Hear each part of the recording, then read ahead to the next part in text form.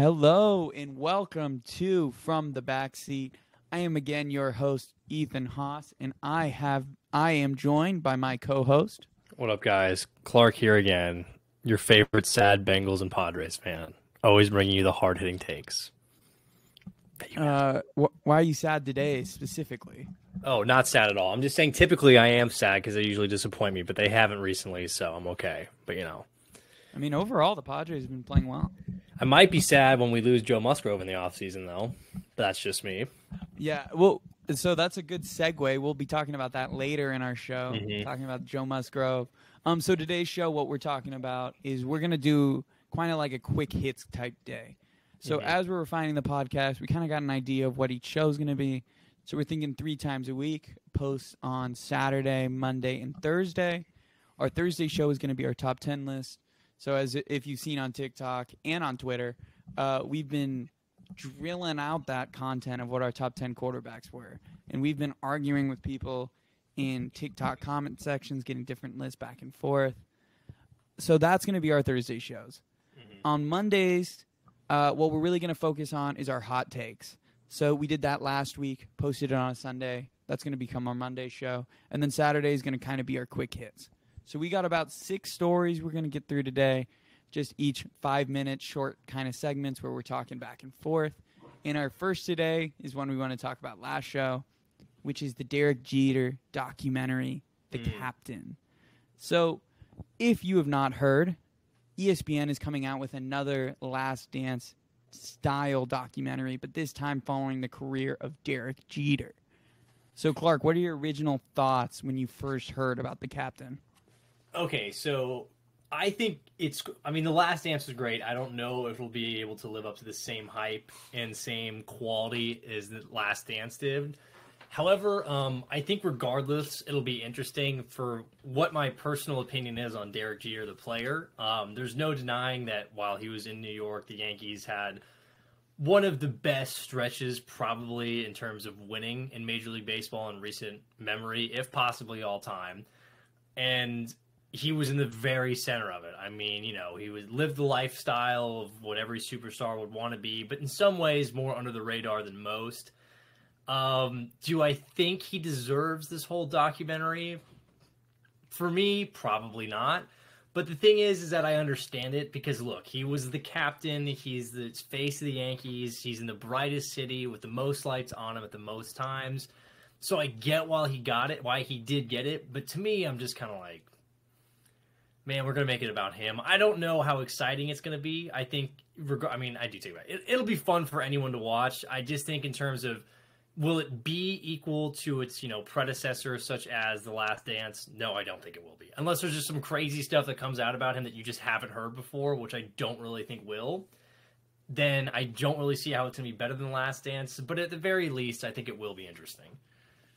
The only thing I can really think about that, I'd be interested in watching. I mean, Michael Jordan's career is interesting from front to back because he took a whole year off while he was at his peak, won 3 championships in a row, took it off, and then won 3 more.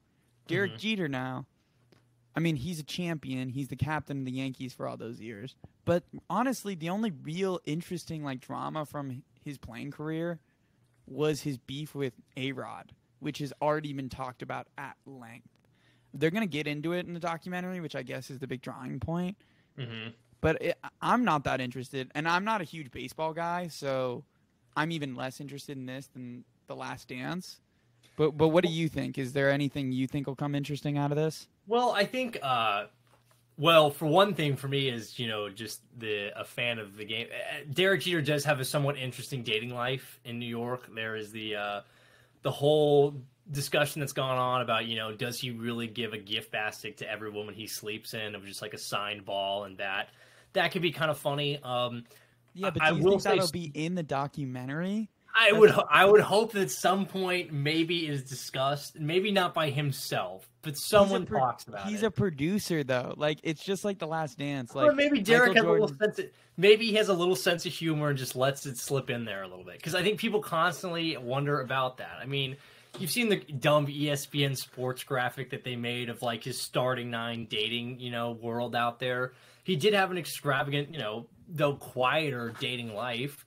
I think that was but I'm kind of like you. I think the thing I'm most intrigued about, probably amongst everything, would be the drama between him and Alex Rodriguez. I mean, again, as someone who's a larger baseball fan, I will absolutely be intrigued by, the stories of maybe him and the Red Sox rivalries, just the dynamic for him and how things kind of went.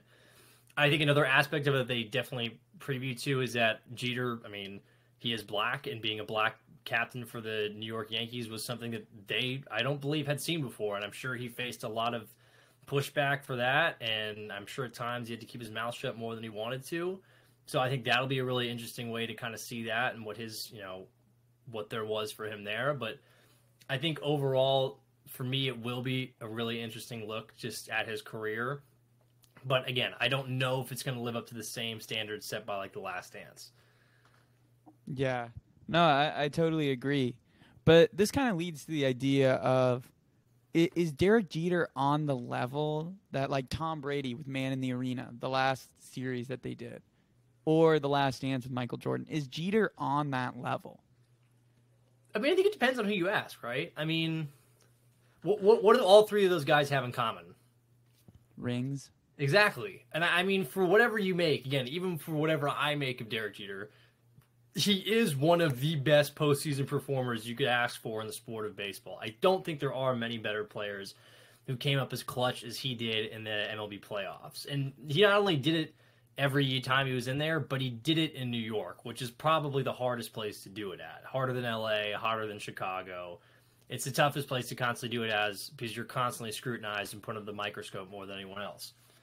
So I think for who he was and what he did for the Yankees organization, and I think because he played in New York, he got brought up to another pedestal height of who, his legacy just grew more because of that. So I guess he deserves it. I'll give him credit. At least he waited to retire first before they made some sort of stupid documentary like Brady's Man in the Arena, because he's not even done yet. So I really didn't care about that one. So I liked a part of Man in the Arena. I thought it was all dumb. I thought it was stupid. He's not even done. I liked hearing about the TB12 stuff. You can go read his website if you want to hear about that. I mean, come on. Like, really, the guy's not even done yet. And he has a documentary that he's helping produce himself about his career. You don't find that a little hokey? I mean, it is, but he has 7 championships. Yeah, but I'm fine with you doing that. Just wait 10 years after you're done. I don't need to hear about it. I mean, I get your thing, but I think the elephant in the room here is Michael Jordan is, I mean, people make arguments for LeBron, but is pretty much unarguably a top 2 NBA player, if not the GOAT. Tom Brady at this point is the GOAT of football. Derek Jeter is not the greatest of all time at baseball. Yeah, he was like a horrible shortstop. He was a horrible just defensively. Shortstop. A negative 162 defensive run save career as a shortstop for the New York Yankees. Very bad defender. Very good, almost near, I would say, near elite offensive shortstop when he was playing for the Yankees. Is he one of the greatest baseball players of all time? No. Is he one of the most iconic figures in the sport? Yes. And I don't think anyone can truthfully deny that. No, I think he's a New York Yankee. Exactly. So, I mean, he was a Yankee. He won 5 World Series titles. He's Mr. November. He came up clutch in every scenario that he needed him to. He's easily one of the most recognizable faces in the sport. So I think while he's not the top 1 or 2, like Brady and Michael Jordan are, in terms of recognition and icon status for baseball, I would say he is on like that top 5 icons. Okay, well, so let's pivot a little bit. Let's pivot into modern MLB. So we got 2 stories we want to talk about, both coming out of pitchers. So starting off, let's start off with Max Scherzer. So Max Scherzer had a kind of Tommy John scare a little while ago. Turned out to not be nearly as severe. But coming out today, actually 4 hours ago, Max Scherzer was with his dog and got bit on the hand, bringing back his rehab process. What were your original thoughts on this, Clark? I mean, I like Max Scherzer as a pitcher. When he's on the mound, looks like he's just a psychopath. He looks like he wants to kill the opposing batter that's currently at the plate. But in some way, and this is going to sound bad, it's like the most quintessential Mets player thing to happen. Like, the Mets are, this just feels like some sort of random thing that would happen to a Mets player. Like, he got bit on his hand by his dog, and this is what happened. I forget exactly what happened to the dog, but the dog bites him, it punctures his hand, he's now set back further in his rehab. It's very Mets-esque. It sounds like something, like I said, that would happen only to a New York Mets player. So I feel bad for the guy. I can't really fault him for trying to help his dog, because I think something bad was going on with the dog. But at the same time, it's just like, it's one of those things you shake your head at. You're like, how does this happen? It's like one of those things that was like Dexter McCluster for the Chargers, who like fell down putting luggage away. Like, no, the luggage fell on him. The luggage fell on his him. Arm. Okay, yeah. Right there. It's just one of those things where it's like, how the hell is this even happening? Like, well, what's funny is this Max Scherzer story comes out, and just a few days ago, Francisco Lindor, their star shortstop, broke his finger because it got stuck in a hotel door. I mean, it's just one of those things. Again, like I said, that right there is that, and it proves my point almost. It's that the New York Mets have these stupid things like this happen to them, and it's like, it's just some of those franchises. And again, the Mets have been clowned on for years for certain things, and they sometimes really revolve around dumb things like this. But I mean, okay, yeah, you have your star pitcher who's already hurt, gets his hand bit by his own dog, and then you have your star shortstop break a finger because he got it stuck on a hotel door. Like, that stuff doesn't happen to, like, the Dodgers, or doesn't happen to players like the Yankees. It doesn't happen to teams like, the Cubs when they're in important games. Maybe the Cubs aren't the best example. Maybe like the Giants. But if you're the New York Mets and you're a Mets fan, you have to be like, you got to be kidding me right now. These two things happen consecutively within a week span of one another. Like, what, that's so frustrating. So, before we get too far into it, I do want to read Max Scherzer's statement. So, he did put something out on Twitter. And so, this is what he had to say. Just clearing a few things up. My dog, Raffy, hurt her leg on a run. She was howling in pain, and I went to calm her down by putting my hands on her. When I did that, she bit my right hand. Fortunately, it wasn't a bad bite. I took one day off from throwing and was able to long toss the next day. This will have no effect on my rehab. This is literally a non-story. So I just want to throw that out there because Scherzer is saying it's a non-story. But I think we both kind of are alluding to this question. Do you think the Mets are a cursed franchise? Are the Mets a cursed franchise? God, that's tough.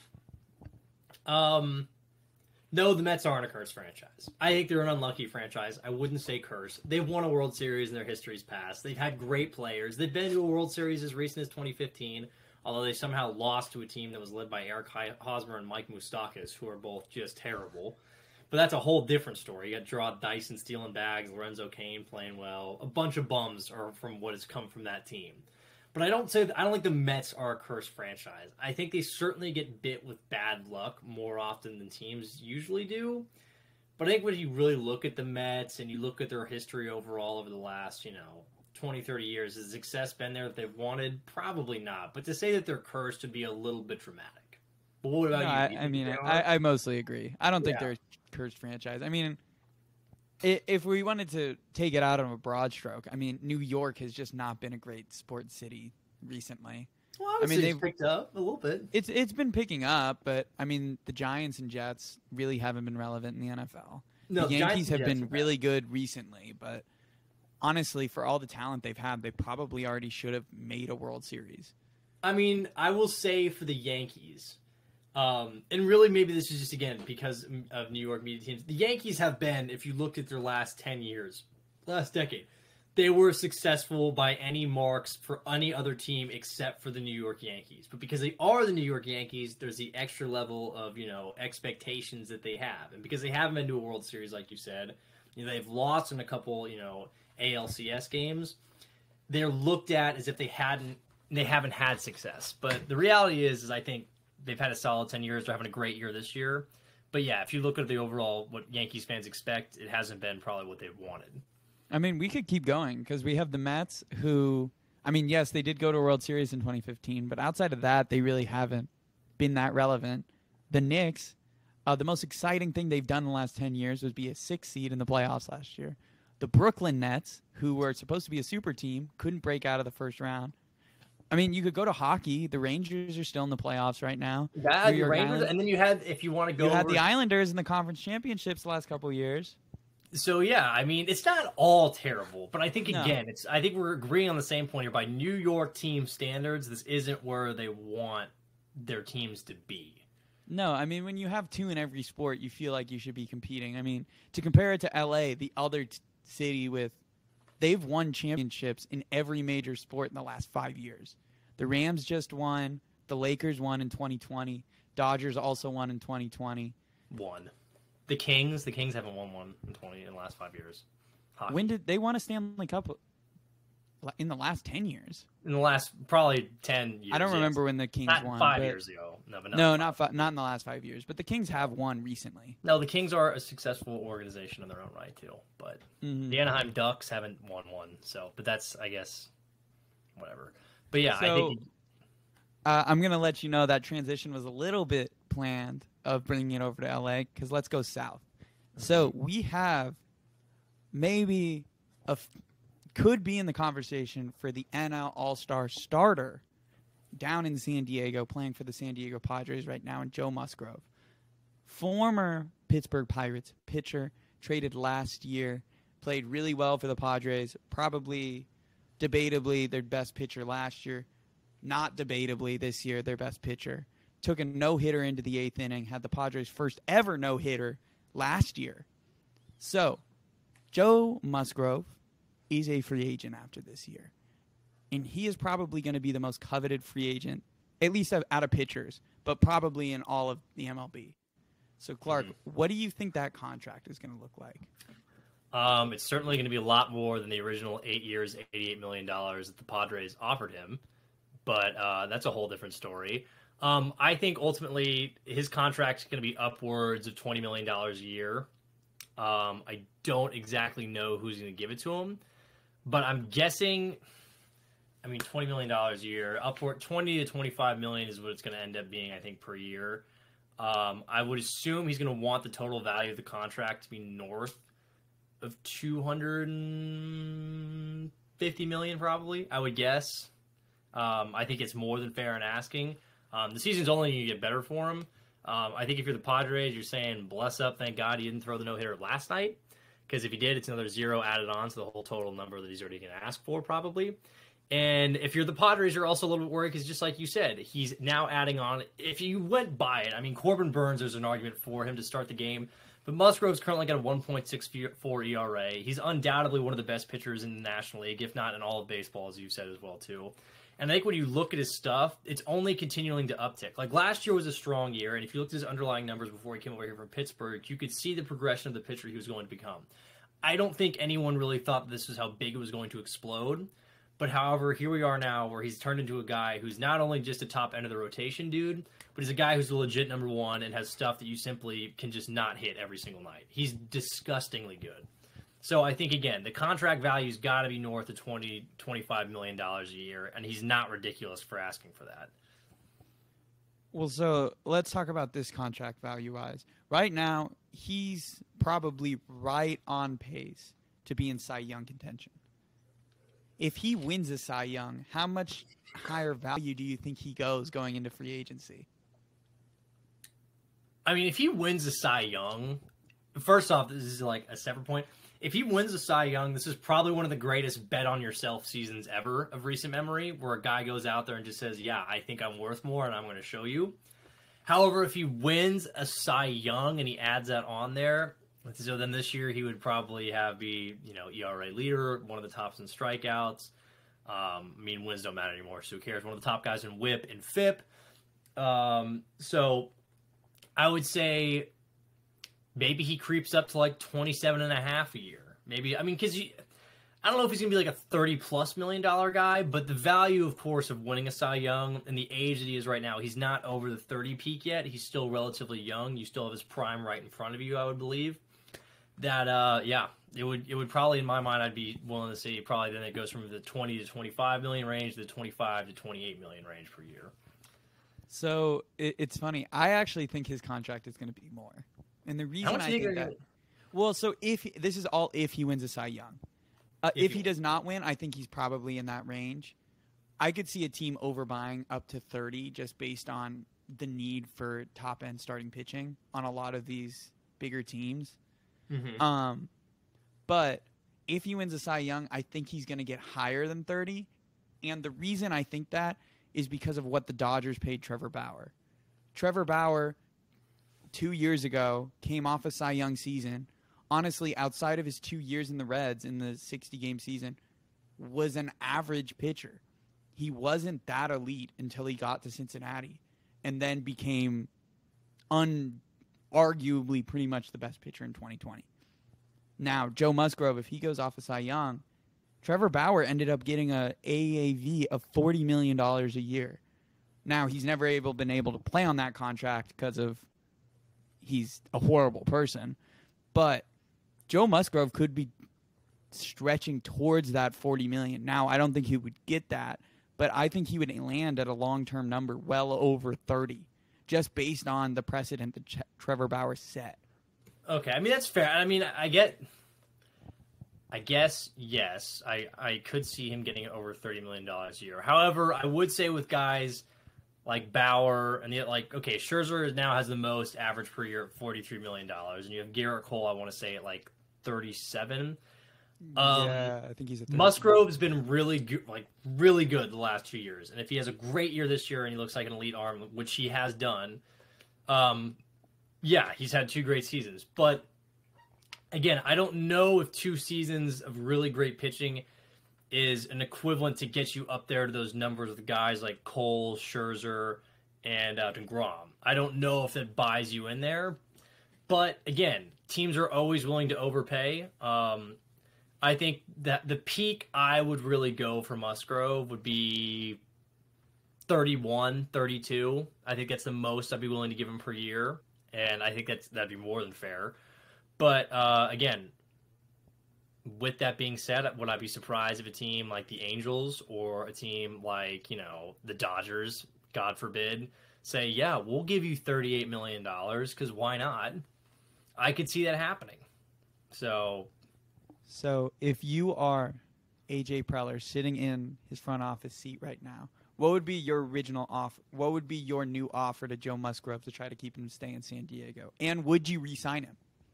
Absolutely. They're really realistically here. The Padres have screwed this up pretty bad to begin with. I mean, the fact that their original offer was an 8-year, $88 million deal, that was a terrible first offer. Terrible. Yeah, to think that he was going to accept $11 million a year, it was pretty laughable. Maybe they were banking on him being like the hometown kid, he'll stay here because he went to high school here, his family has a coffee shop. But I think the ultimate reality of what he'll probably get, I mean, it's tough to say. I don't know. I have to do the breakdown again. I'm not necessarily the math guy here, but would you? How about this? Let's make it a little simpler. Would you go long term? I'm trying to do the numbers in my head. I'm like, I can't not do that right now. So let's go AAV. What would be your AAV number? My AAV for a guy like him right now, I would give him, if you really wanted to make sure that you got him, I would say $31.5 million a year. If you really wanted to make sure. So for those viewers that don't know what I mean when I say AAV, that means average annual value. So what I'm asking Clark is basically how much money per year. So if he got an 8-year, $500 million deal, his AAV is $55 million. So that's per year what they're getting paid. So Clark is saying that per year he would go on a long-term deal of getting $31.5 million per year. Yes, and let's say we gave him a 5-year contract, and that would be $157 million, $157.5 over 5 years. So one number I do want to throw out is what they agreed to in arbitration this year was 1 year, $8.5 million. So that's what they agreed to before the season as an arbitration. Well, he's easily doubled, maybe he's easily tripled that at this point for what he's done. Yeah, I mean, I think he's going to get a big payday. No, he's going to get a huge payday, and deservedly should get it. The real question is who he will have represent him. Because if it's Scott Boras who represents him, then everyone in baseball screwed.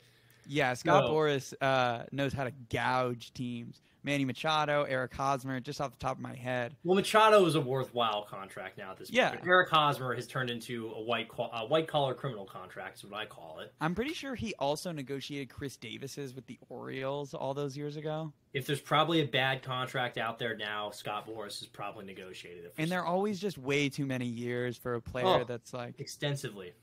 And he always negotiates player opt-out clauses, but never team opt-out clauses.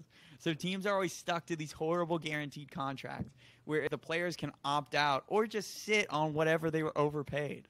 If you're listening to this right now, Scott Boras, I hate you. I want to let you know that. He's really good at his. I mean, he's great from at his an agent, job. He's really good at his job. But no, I would love him to represent me because he would make someone criminally overpay. But if I'm a fan of a team, he's like my nightmare scenario because he's going to gouge you for everything you have. Well, and the other thing is he's really patient. He'll sit there with a player till like the last possible minute. Like I know. Just thinking of Manny Machado and Bryce Harper, both represented by Scott Boras. They sat so long into training camp. Or I guess we're not in football terms, but into spring training, just on those two players, and then basically was able to negotiate these huge long-term deals at $30 million. Yeah. I think to get back to Musgrove, though, I think, in my mind at least, if there was a scenario where the Padres offered like 31.5, and then there was another team who was at like, 34.5, I think he will be at some degree, not a lot, but at some degree, he'll take lesser money to stay in San Diego because I do think the tie does actually really mean something to him. I think it means a lot for him. And I know it's probably been said in the past, but I think the fact that Musgrove's family comes out here so often, his family has like really close relations to people in the organization, like, Mark Grant and stuff. I mean, there is a lot of ties between him, his family, the city, the organization. I think he would be willing to take a little bit less to stay in San Diego. Yeah, I mean, we'll just have to see. But I wouldn't bank on it. Obviously, I would give him a lot of money, but I'm not going to lowball him. I'm not saying do that, but he'll take a little bit less, I think, to stay here. Well, let's talk about that a little bit. So this wasn't on our script, but I think this is an interesting talking point. Let's move over to the NFL. So there has been a report this week that Russell Wilson is seeking a 5 years, $250 million deal. Which, as I said, AAV-wise, average annual value is $50 million per year. Now, I am a Chargers fan. Clark is a Bengals fan. So, Clark, that lead, what is Joe Burrow and Justin Herbert going to demand next offseason? I don't even want to think about that. It makes me sick to my stomach. I mean... do we think we're going to get into $60 million per year fully guaranteed? I mean, we just had Deshaun Watson get 50 all guaranteed. I mean, look, yes, I think we will get there to answer your question. I just don't know who's going to be. You're not going to be. I mean, it's going to. Those two guys, I'm sure, although we both discussed, like, maybe they'll consider, taking less money so that they can win more, but that's just never going to happen. No. I think the reality is we'll probably have to wait a little bit longer for those two, like into the the later part of camp come after this season, just because neither of them is going to want to sign first, because whoever signs first obviously gets the lesser money of the two. But I think, yes, for those two guys in particular, $60 million is more than in play. For Herbert, you can say, okay, if you're him, you're like, well, look at all the numbers I've put up. Look how well I've played. Look how I've elevated people around me despite not having that fantastic of weapons, at least in my opinion. He has a lot of arguments to make. He has the numbers to support him. And if he makes the playoffs this year, and he makes a run, then he's got even more ammo loaded up to him. For Burrow, it's like, okay, hey, this culture of this team sucked before I got here. You literally had nothing. I showed up, and in 2 years, I took you to a Super Bowl. I won you a division title. Zach Taylor, I basically saved your job. Not basically, you did. You pretty much. So I'm like, if you're Burrow, you're like, okay, I've changed everything about this team. So if I think, for Burrow, I think his case, it will be a matter of the Bengals probably will give him a blank check. And they'll say, you write your number down because they're not going to let him leave. I think for as much as people clown on the Bengals for like, oh, they wouldn't do that, the reality of the situation is that when Carson Palmer came up, they paid him. When Andy Dalton, for a matter of what people thought of him, when he was solid to start, they paid him. If you think they paid those two guys, when the best dude that came out of their backyard showed up and saved this franchise gets up for his money, they're going to pay him. And whatever that is, probably north of $60 million. Can't assume it's going to be anything less. So, yeah, it's going to be crazy. Those two guys are going to get paid so much money. And honestly, as weird as it is, I'm like hoping that they sign into like a Patrick Mahomes type deal where it's like 10 years, $700 million, something crazy like that. Yeah. Which is, when Mahomes signed it, it felt crazy that they were paying him 50 AAV. Mm-hmm. But now it looks like a steal. I mean, he's going to get over the next, he just started the 10 years. I know. What are quarterbacks going to be at in 5 years? I don't even want to. I mean, I think because does Josh Allen come up after this season? Like No, Josh Allen already signed. He signed for 45. Okay, 45. My bad. I don't know why I'm forgetting that, but no, it's okay. No, yeah. I mean, when Burrow and Herbert come up, ultimately it'll be a stalemate to see who signs first. But those guys will reset, I'm sure, whatever quarterback market there is, and we'll set the high point for it. The other thing, that one contract that probably Burrow and Herbert are both looking at is Lamar still hasn't signed yet. Lamar is waiting into the season and wants to get paid next offseason. He's kind of betting on himself that he can rise into a top 5 quarterback, which I think if he plays well this season, he might set the mark of what Herbert and Burrow are going to ask for more. Yeah, I worry about the whole betting on himself thing, though. Not that because, again, I love Lamar. I'm like Ethan. I love Lamar Jackson.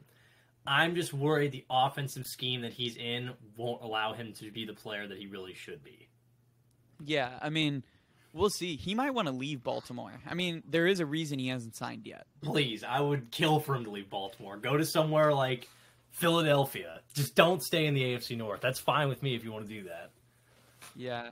Well, so let's move on. Let's stick in the AFC North, and let's move on to our next story, which is Deshaun Watson. Deshaun Watson just got another woman who came out against him to make his count 23. And if you've seen us on Twitter, we have been prodding at Browns fans. Clark and I like to go after Browns fans. We find it fun. We find it enjoyable. Because Browns fans thinks that they are in the center of the universe, even though they've never won anything, and they have an awful human being playing quarterback for them now, who completely reset the market and gave him a fully guaranteed deal, and then just gave him an out by putting no money on his contract this season. So if you are a Browns fan, sorry we hate on you so much. We just don't like your organization. We never will. So how long do you think Deshaun Watson is going to be suspended this year? Do you think he's going to play? What do you think? I have to imagine that he plays.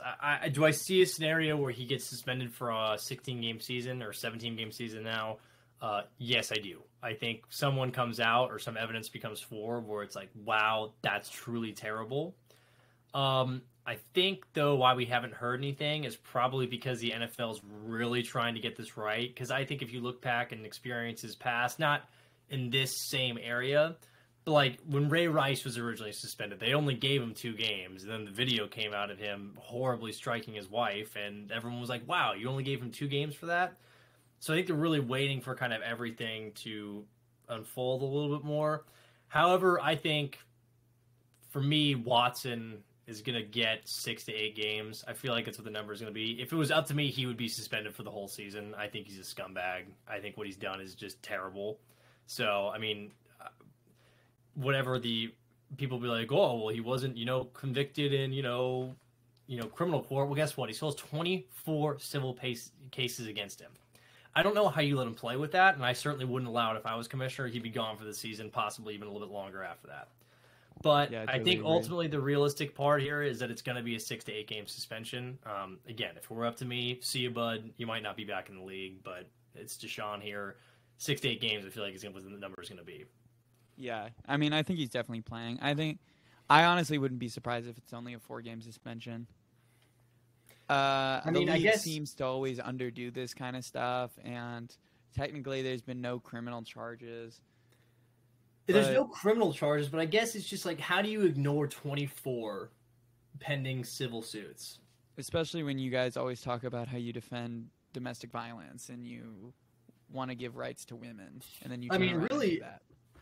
I mean, like the whole thing, I know it was a couple weeks ago now, but like the Alexis Solis, the woman, like testified in court, and he agreed to it. That like she cried afterwards, like, oh, that's really normal. That sounds like it was. Like, speaking you of her kidding crying, what do you think of her attorney? I thought it was Watson's attorney. No, it was Watson's attorney, but that's what I'm segueing into. What did you think of Watson's attorney saying that technically a happy ending is not against the law? Okay, first off, if I was Deshaun Watson, I'd fire him. I can't believe you went on radio even talked about that. And secondly, like, what the hell does that tell you? Like, oh, that's just okay. Yeah, usually paid masseuses for athletic injuries. Are you kidding me? No, that's not what happens last time I checked. Like, that's insane. So, again, I'm just like, I mean, Deshaun to me after this is just, I think it's just, he's a scummy guy. I wouldn't want anything to do with him. But the Browns have now, made their bed, and they've decided to give him all this money. And I think it's so wrong, and it's just terrible for all these women involved just to see that. It's gross. It's a gross situation from an organizational standpoint if you're Cleveland, and he's a gross guy. It's just bad. Yeah, it does not make Clark or I like the Cleveland Browns anymore. So if you see us on Twitter trolling Browns, we will continue to do that. We're not going to stop. If you try to act like Deshaun Watson is an elite quarterback and that we should all be on his bandwagon, we will send troll stuff to you. We will not stop. We do not like Watson, and we do not like the Browns. I mean, it's an ugly case. He's not bought any sympathy for me, and he shouldn't get any because he's not a good guy. And all the stuff that's come out of it is just terrible. It's horrific. It's tough to listen to. So, yeah, but whatever. Cleveland Browns felt like it was okay to hand him a freaking blank check, so I guess it's on them. Yeah, so going on, so we had somebody in this was from a TikTok comment. It's by a guy named Chargers Season. So he gave us a top 10 list. Now, on your top 10 list, you left Deshaun Watson out. You did not put him in there. I put him in at number 9. I wasn't fully sure about it. So this guy has Deshaun Watson at number 8. So he has him a little bit above where I had him, and you didn't have him on his list at all. Mm-hmm. But I thought we'd break down this guy's list and how different it is from ours. So at number 1, they have Patrick Mahomes. Number 2, they have Josh Allen. Number 3, they have Aaron Rodgers. Number 4, they have Tom Brady. Number 5, they have Justin Herbert. Number 6, they have Lamar Jackson. Number 7, they have Russell Wilson. Number 8, they have Deshaun Watson. Number 9, they have Joe Burrow. Number 10, Matt Stafford. And what we called honorable mention, but their number 11 is Kyler Murray. Now, one thing I want to really point out about this. We are much higher on Joe Burrow and Matt Stafford than this guy is. What are your original thoughts on that, Clark? Well, I mean, I think it's an okay list. I mean, it's fine. I think I have issues at the top and at the bottom of it. I don't really see at this point how you put Allen above Rodgers or Brady. I mean, I guess you could. I mean, projecting even after this season, I still don't think he'll be ahead of him. I don't think so either. If Brady retires, then sure, yeah, then obviously he drops out, and then Allen, I'm fine slotting into the top 3 spot. But to go Mahomes 1, Allen 2. I think it's just disrespectful to the guys like Rodgers and Brady, who are clearly wildly more successful than Josh Allen and have put up equally to as good numbers as him. So, well, and the other thing about projecting Patrick Mahomes into number 1 next year is Mahomes, honestly, like, he played well, but he wasn't like the all-star quarterback he had been in his first couple of years. Like, he was really good. I'm not saying he wasn't, but he was not the clear best quarterback in the league last year. You can make the argument that he wasn't even a top 3 quarterback among his peers last year. I don't really think he deserves to be at number 1, especially over a guy like Aaron Rodgers or Tom Brady, who show year in and year out that they are top players in the league and they really never have down years. Yeah, you see, like, again, with this guy's list too, I think Herbert at 5 is a little bit much. Oh, I have him at 5, so I agree with that. See, I think 5 is a little bit much, especially because, I mean, I think 10 Stafford. I think that's an overload. That's absurd to me. I think Stafford at 10 is pretty laughable. Not that there's anything wrong with it, but I think Stafford at 10 is kind of ridiculous. I mean, the guy just went out and won a Super Bowl, had a great year. People can be like, "Oh, well, he's only been to 1 Pro Bowl now, and he hasn't had an All-Pro season. He hasn't won an MVP." But I'm like, okay, if he was in a situation like this his entire career, we could be having a whole different conversation about what Matthew Stafford is. Because in Detroit, it was a dead wasteland. And the fact that he made 3 playoff appearances with them should speak a lot about what he is. So I think for him at 10 after the season he just had and what I think he's going to have going forward, kind of ridiculous. Totally agree. Yeah, I don't think – the other one is I don't agree with Lamar at 6. I don't get how you put Lamar above Burrow or Stafford. Mm-hmm. Lamar was out a lot of the year last year. I mean, he played well, and if you're projecting into next year, it makes kind of sense. But there's no way Lamar is going to be better than Stafford or Burrow next year. Well, I think really the 3 guys that he has at 8, 7, and 6. I mean, I think I put Burrow at 7, so I had him 2 spots higher. But if just breaking it down, okay, Deshaun Watson, we don't know what the situation is going to be with this year. If you realistically take a peek at it, he's been out of football for almost a year and a half now, right? It's hard to project. I have no idea what he's going to do. I have not seen him on a football field for a long time, and it might even get longer at this point. Well, and the issue is, honestly, his receiving core is just not that talented. I mean, outside of Amari Cooper, I mean, they're expecting David Njoku to take a giant jump into an elite tight end. I don't see that happening. And then I think when I look at Russ ahead of Burrow, I mean, I can sort of I get the argument for it. I can understand why you went there. Again, he has great pedigree. He's had a really good year. I think, though, in the last 2 seasons, he hasn't been the same guy. I don't think he's someone who, I don't think he's going to have a better year than Burrow next year. I certainly don't. I think the Broncos have good weapons, but I don't see him as a guy who I think is better than Joe Burrow right now. Yeah, I don't either. Yeah, I think. Yeah, I don't love this guy's list. I mean, I kind of get it, but. I mean, we have similar thinking with, Kyler just outside, Carr right there. I like the Dak being out at 13 and Kirk at 14. I just think the issue I stem with is really Stafford's way too low. I think Burrow's too low. I think he's too high on guys like Watson and Lamar. For me, my biggest issue is Matt Stafford being at 10, Joe Burrow being at 9. Those guys should be higher on the list. And my biggest issue is Mahomes and Allen should not be 1-2. No, they're not the 2 best quarterbacks in the league. I mean, it's just – I mean, I get it. They're both so good, and they're going to be great. And those 2 guys, along with, at least in my mind, Burrow and Herbert, are probably going to be your top 4 or 5 guys up there. Yeah. However, last time I checked, Tom Brady's coming back this year, and Aaron Rodgers still plays quarterback in Green Bay. So I realistically think when they exist, those can be your guys up there. I can understand Mahomes at 2. Yeah, I can. I had him at 2, but I can understand I don't think he's the best. I also don't appreciate the nickname that he used for him. I think that's a little bit unreal. That's a little bit rude. But I didn't even notice that. Yeah, I don't. I guess it's coming from a Chargers fan, but I don't let's like that just at all. not say that because let's not. No be need for that. That's no need for that at all. Especially during Pride Month. No, don't ever call him that. That's so ridiculously offensive. But whatever.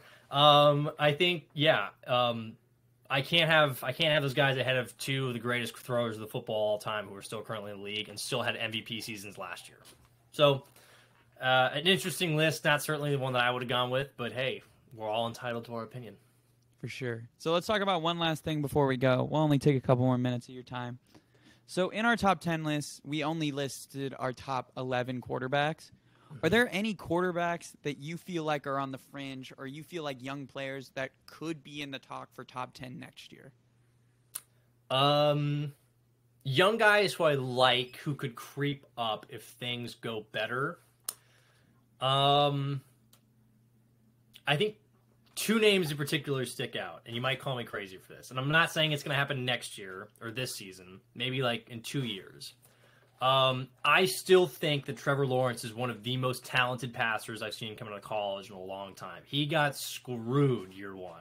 Urban Meyer was a terrible head coach. He had no clue what was going on. The weapons were okay, but the realistic thing there is that the scheme that they were running was atrocious. I mean, in Jacksonville. So I think he's a guy who I still think has a lot of time to improve, and I think really will in year 2. He'll get things down. And I think another young guy who, again, I think I'm high on him just because I like the way the franchise is trending, and I think a lot of people do too. Zack Wilson. I think Zack Wilson within 2 years' time could be someone who probably sneaks into a top 10 spot. I think arm-wise, The talent's certainly there. Does decision making need to be better? Absolutely. But whose rookie season wasn't? And I think too, just overall, the team got better around him. I mean, when you look at the Jets, there's more stability there. It looks like he's getting more molded into something that they want. And I think he really finished the season on a better note than most people want to give him credit for. So I like where Zack Wilson's going. So those would be two guys I would say I would want to watch for. I feel like it's maybe the same with a lot of people, but what about you? Yeah, those are about my two. I probably have Zack Wilson there. I think the Jets' options around him are much improved. Their offensive line is good. They probably play in the easiest division. No, not the second easiest division in the AFC. I mean, playing Buffalo and Miami is still hard, but it's not the same as the AFC West or the AFC North. So I think he'll take a big stride this year. I mean, he showed a lot of flashes. Obviously, Trevor Lawrence, I think he's going to be good. I don't really trust Jacksonville, though, and I really hate the signing of Christian Kirk for the money that they gave out. That was I don't like their off-season. So it's tough for me to really say I think Trevor Lawrence is going to be there. I think he has the talent to. But my quarterback, I think, might need a discussion. I know we've talked about we don't think Trey Lance, there must be something wrong there. But I think from a pure talent perspective, being in the Shanahan system, I think he can easily make an argument if he plays well within it. If they use him correctly, like they want to use Jimmy, with a lot of read options and movement with the quarterback, I think he could really fill that role well. But we haven't seen that development yet. So I give you one guy who I think, again, this is like my long shot of a guy who I think, who probably you could make an argument played the best of any rookie quarterback last year, but no one cared. Davis Mills. I really think that people should take a little bit closer look at Davis Mills. He was a guy that I think people talk about. Had he stayed one more year at college, he could have been a first-round pick. And considering the class this year, I don't think he could have been number one. He could have been. I think there was a lot to like about him last year. And I feel like people were like, oh, the Texans just have Davis Mills. I mean, for the situation he was planted in, and it's not like it's gotten much better, but I wouldn't just – he's definitely a guy I'm looking at a little bit more this year if you're Houston. I mean, he was a third-round quarterback with a basically placeholder coach, and he played well. And he made some good throws. In that Charger game, when he threw that touchdown to Braden Cooks like 50 yards down the field, that was a nice throw. No, he's got a good arm. He's a big guy. He's not some sort of unreal athlete, but he's solid. I think there was things last year. I want to say he finished with like 16 touchdowns and 10 interceptions last year. There's a lot of things that you could really like about that if Texans, if they do their things right, which is a really big question for how bad that ownership is right now, Davis Mills isn't someone who I really who I'd write off. I kind of liked what I saw last year. What's crazy is I don't feel like it should be that hot of a take that he was the second best rookie quarterback last year. I don't but think everyone acts like that's crazy. I think everyone acts like that just because of the team that he's on. And again, he wasn't this high-profile pick. But if you really look at what Davis Mills last year, it was considerably quite nice. I mean, he surprised me. I mean, when you watch the Texans play, he played well. I mean, when we're talking about Davis Mills, we also got to talk about Mac Jones. I mean, Mac Jones played well for New England and a rookie. And I think he was playing so well early in the season that people then just started considering him a veteran by like week 8 and just forgot he was a rookie. Yeah, because he's a game manager type, people just forgot how well he's playing. I still think Mac Jones can take some steps forward, especially with the improved receiving core that's in New England right now. I think one thing that got unfair for Mac last year is I thought they started winning early on. He started playing really well. And for some reason, because people wanted to do this, they're like, oh, look, his stats are really similar to Brady. This is Brady 2.0. And it's like, all right, let's settle down. Because I think that got in people's heads, and that's unfair to do to him. It's unfair to do to any quarterback, but it was certainly unfair to do to him. Yeah, but it was naturally going to happen. My issue was all the like, oh, he's already a veteran player. Like, he shouldn't be making rookie mistakes. And it's like, he's still a rookie in the league in a first year. Year one in a new system in New England. And was playing really, really well in the power running scheme in New England. No, I agree. This is something I talked about on last show. But to me, Mac Jones is a easy top 20 quarterback. And he probably slots in at 16 for me. He is a really good player. I think so. I think he's right underneath that Derek Carr, Kirk Cousins, Dak Prescott, Matt Ryan. I think he's right there. And I think he could jump up. Now, I don't know if he's going to get into the top 10, But I really like Mac Jones, and I like what he did last year. I mean, again, as you've seen, like with Brady, I mean, again, not to make the Brady comparison, but you don't have to be the most, huge arm guy of all time. There's nowhere that it says you have to do that. I think Mac's a cerebral quarterback. I think he makes good decisions with the football. I think you saw that last year, and I think just another year in the system itself. I mean, granted, it's not Josh McDaniels anymore, but I still think he's a guy, like you. I think people were too harsh, and I think the way things ended in Buffalo last season leaves, that kind of mark in people's minds. But I think if everyone takes a step back and realizes, okay, if you're looking at a rookie quarterback, and that was a very solid year. He was quite good. I also think he gets hurt by that Burrow and Herbert were the rookies the year before, because Mac had a really good rookie season for quarterback standards. It's just Burrow and Herbert blew the doors off of what a rookie can be year one. Yeah. And so it's easy to be like, oh, he only had 3,500 yards passing. Yeah. Herbert had 4,200. And it's like, well, it's not really fair. Yeah. I mean, I would agree. I think it's kind of been like that, especially if you come in after guys like Burrow and Herbert, who really, I mean, again, like you said, kind of reset the idea of what you can do with a rookie quarterback. Just wait till people see what Kenny Pickett's stat line is going to be this year. Yeah. Then we can talk about what a rookie is. And I think maybe people need a little bit of a refresher course on that. I mean, you got it somewhat last year. I think that's what kind of crushed some of these guys, like, we talked about Lawrence and Wilson, is that they didn't come out there and they weren't setting the world on fire. And I think everyone forgets, like, they were in college 6 months ago. I think people are forgetting both were saying that Trevor Lawrence and Zack Wilson are turnover machines in year one.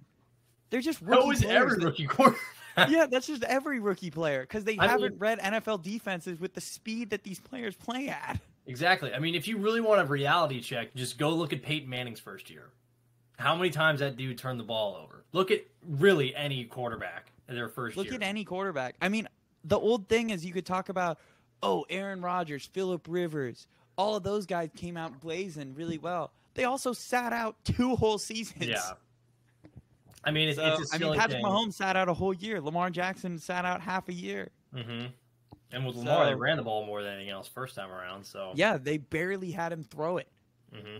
I mean, the Chargers employed in that playoff game where they played 8 DBs on the field. Yeah, because they just wanted to see him run. I mean, They literally didn't have a linebacker on the field because they just thought DBs needed the speed to stop Lamar because he couldn't throw the ball. So, again, I mean, totally right. I mean, people forget how hard it is to actually be a rookie quarterback. And lo and behold, like, people always have this realization, like, year two, they're like, oh, wow, you can actually improve after your first season? What? Yeah. Whoa, you can get better? This is crazy. Whoa, they can learn how to read defenses? Oh, wow, you're telling me they can audible plays of the line now because they recognize different coverages? I didn't know they could do that. Well, the other thing is people always forget about is, like, they talk about how bad these rookies are, but, like, even all of these quarterbacks, they all had top picks in the drafts. These were all bad teams. Yeah. That just got put on a quarterback on bad rosters. Exactly. And so the rosters get improved in year 2. And then they're like, wow, they have real weapons now. Exactly. Yeah, because that team was trash picking number 1, in the Chargers' case, number 6. Exactly. Mac came into a good situation because they were picking 15. At least the Patriots had good players on their team. But Trevor's roster is horrible top to bottom last year. Yeah. I mean, it's definitely a thing. I mean, if you were picking in the top 5 and you pick a quarterback there, heads up, your team's probably still going to suck next year because you were picking there for a reason. One guy doesn't make the whole thing go. He can really help it, but he doesn't turn you from a 3-win team into a 9-win team in one season. That's very rare, and it doesn't happen. The only player I can think that actually did that was Andrew Luck. But the Colts were in such a weird position that year because Peyton got injured, and they still had a good roster. It was just they had to go with backup quarterbacks the entire year. I mean, yeah, like the other teams like Matt Ryan did it with Atlanta, but that was again like going into a little bit better than situation that people really gave him credit for. Andrew Luck, not great, but he really did switch everything around. I mean, Andy Dalton technically his second year second round pick in 2011. Mm-hmm. They did win 9 games to go to the playoffs, but again, that roster was better than I think people realized. So, it's a very rare and very finite thing to happen. Not a lot of people do it. Not a lot of people do it. Yeah. Well, this has been our show. Thank you for listening to From the Backseat. Again, Please give us a rating on whatever podcast platform you're used to. If you are watching this on YouTube, thank you. Like and subscribe. If you are following us on TikTok, go ahead, hit us with those follows. Please like and comment. If you disagree with our takes, please tell us about it. We will argue back to you. We love to engage, and we're starting to get a lot more engagement now, so we're starting to get a little more active. And feel free to follow us on Twitter. We're starting to get those Twitter followers up. I just put out my list with all these new graphics and things, so we're going to start doing a lot of new fun stuff on all of our social media platforms. So, yeah, that is the show for today. Thanks for tuning in, folks. Pleasure as Thanks always. for tuning in. Thank you.